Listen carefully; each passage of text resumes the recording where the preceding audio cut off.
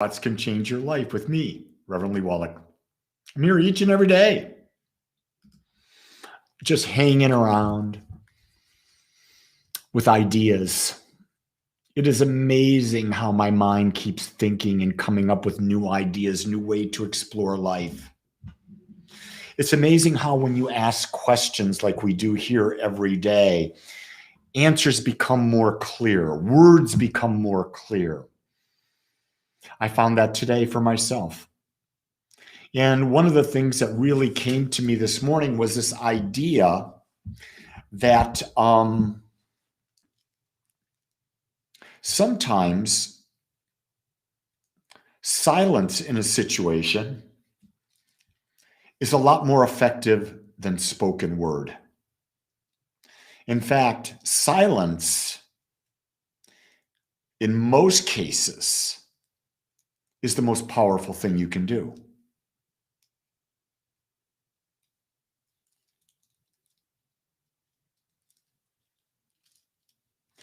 So JJ's out there, and JJ's got a question right away. Well, good, JJ, I love it.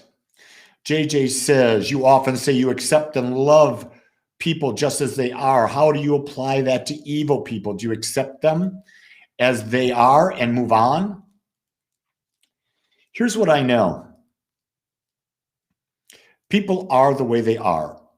And from a spiritual perspective, they're perfect as they are. They're going through their own journey. So I accept the fact that, for example, everyone is perfect as they are.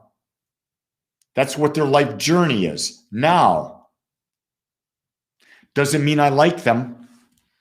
Doesn't mean I approve of what they do. You see, we've got this contorted notion that when I say the word love, it means like. No, it doesn't. Love and accept are the same. So when I say I accept something, I see it as it is. I see both sides to it. It doesn't mean that I like it. But when you accept life as it is, instead of fighting against life, you understand. And that's real important to understand. Viktor Frankl, the psychologist who was in a concentration camp in Nazi Germany, I think it was Auschwitz. There he was every day witnessing Germans murdering his people. And yet he held compassion for them. He understood that they were captives of a nonsense. They were brainwashed into believing what they were doing was of service. He knew that at the core, they weren't that. They weren't those murderers, even though the act was there. Because he stood in that state, he came out of that. He lived. And he was able to help other people heal. Doesn't mean you approve. Like and love. Love does not mean you approve. Love means you accept as is. It's not an easy concept. It is not an easy concept to understand.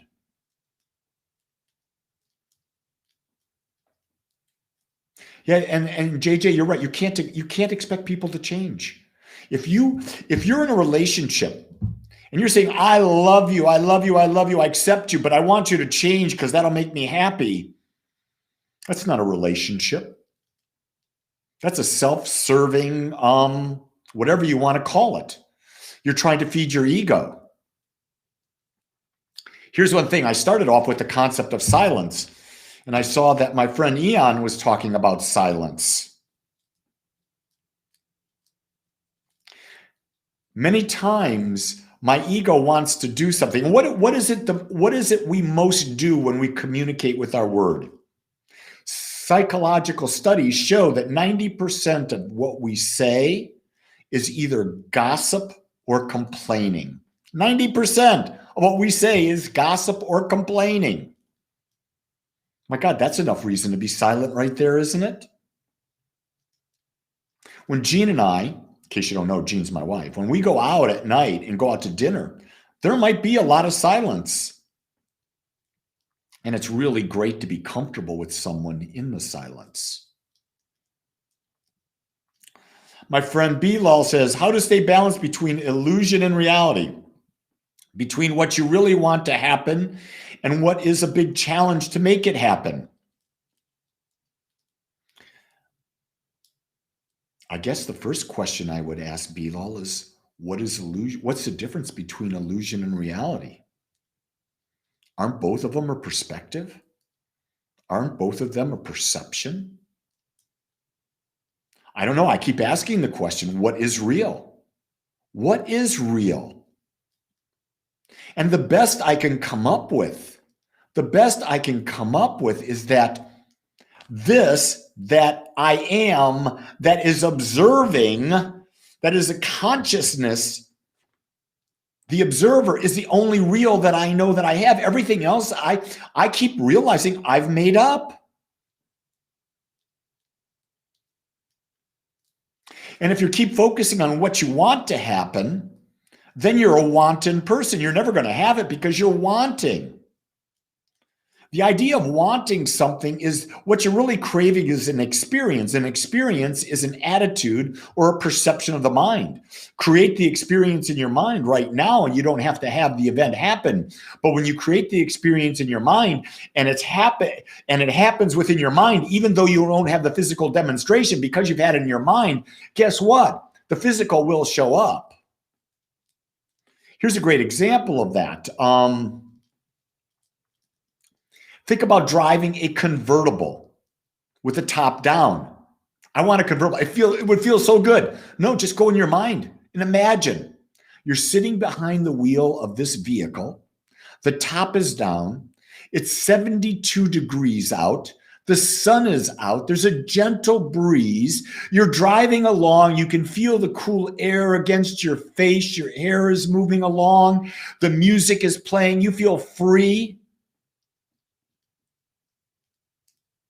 You've got the experience. You didn't have to wait to get the car. You want to have a deeper relationship with your partner? Imagine it in your mind. Create it right there. You don't have to have the experience. You create it in your mind. Your partner then can do something very simple and you'll have a deep, deep connecting experience. Yeah, you know the song, JJ, the Tremolos. Silence is golden. Love that song. Absolutely love that song.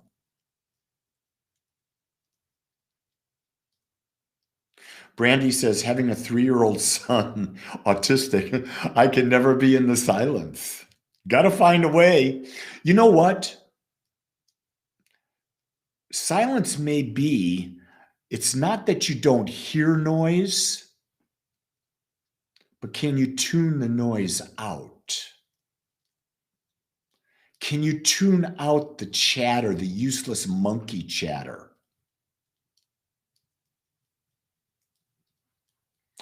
It's an art. It's an absolute art. I said this the other day. I forget what gathering. Maybe it was a gathering with my Agape group in Lebanon. I said, God, I just lost my thought. So funny. Sometimes, you're thinking so many great things. Maybe I should just be silent and then we'll just be silent together and we'll communicate telepathically. Have you ever done that? That's pretty cool. That's pretty cool.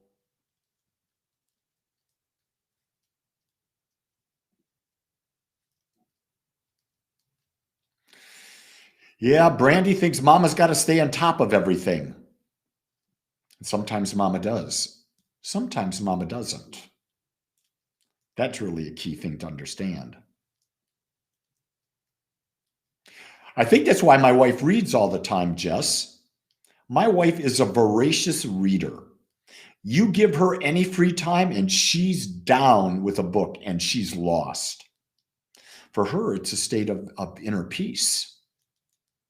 For her, it's a way of quieting the mind from the millions of things she's thinking and focusing on the one thing she's reading. You see, silence can be going from the many to the one. Maybe it's not to nothing. Here's what I was going to say. I forgot. It came back to me. A lot of times my wife will look at me, or she used to, look at me and say, what's going on in your mind? And I say, nothing. She says, no, something's got to be going on in your mind. You got to be thinking something. I go, no. And I hear that so often when I'm counseling couples, and the woman says, I sit there and I ask him, I know things are going on. I want to know what's going on in his mind. I ask him what's going on. He says nothing. And I say to her, when he says nothing's going on your mind, trust him. There is nothing happening in there. It's sort of funny because for whatever reason, men can do that. It appears men can do that easier than women. Doesn't mean it's better or worse. I'm not saying that. But it appears that women analyze and think more than men a lot, most of the time. That's my experience, at least here in the West. Here in the United States where I've been, it seems to be. I don't know if it's true. I know there's exceptions to everything. I have found now that if I'm in a situation that I'm not comfortable with, that I'm unfamiliar with, I just get quiet and get still.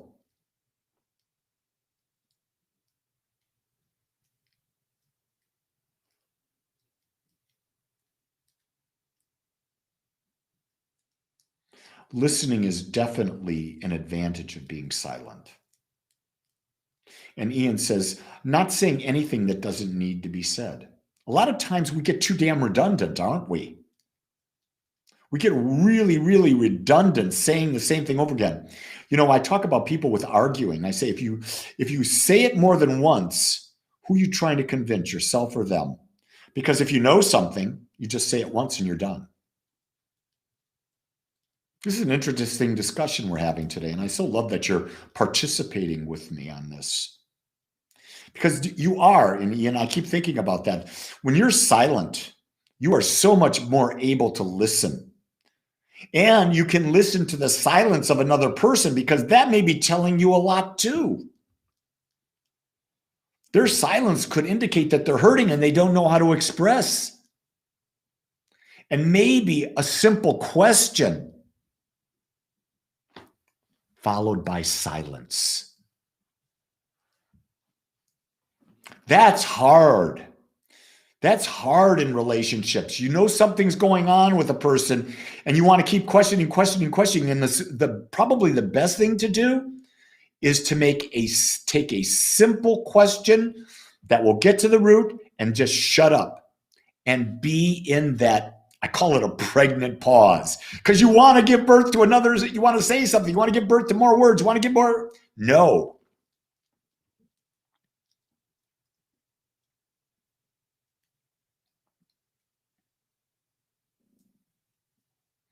Yeah, Nilda, there is synchronicity in silence. Silence comes brandy too when you focus on breathing. Breathing can help bring silence. I do Wim Hof breathing every morning with my wife. We do 4 rounds of Wim Hof breathing. And because we're doing such deep breathing and you have to focus on the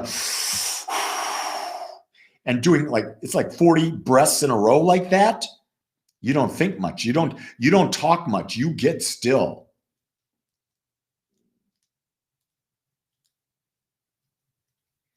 Well, you know what? This has been a wonderful chat today.